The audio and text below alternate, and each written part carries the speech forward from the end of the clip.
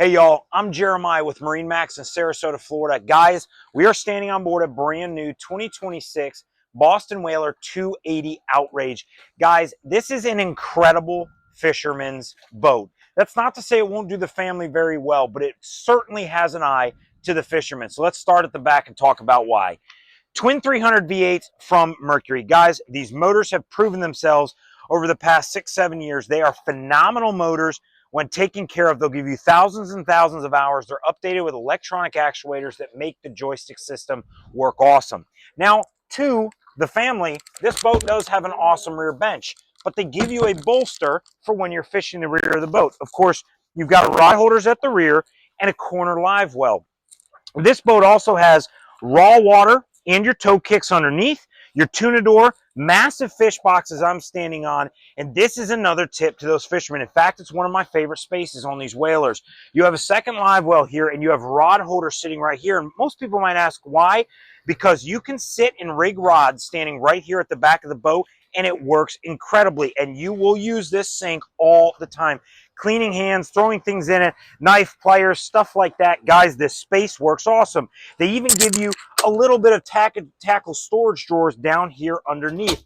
And of course, you've got big bolstered individual bucket seats here at the helm, as well as probably my favorite electronic setup, a single 16-inch from Simrad. You've got great sonar underneath this. You can add radar to it if you want. This boat's already optioned with a spotlight as well as your Simrad VHF, and we've got to talk about this for a moment for the fishermen. The joystick is absolutely an asset docking, but what you guys don't realize is the autopilot in that system is incredible. Mercury gives you troll control. You have heading. You can run a line so easily and quickly, and they're thinking about that with those trolling seats that are down in the gunnel. If people want to be here at the helm, hang out, watch the spread, guys, you really can.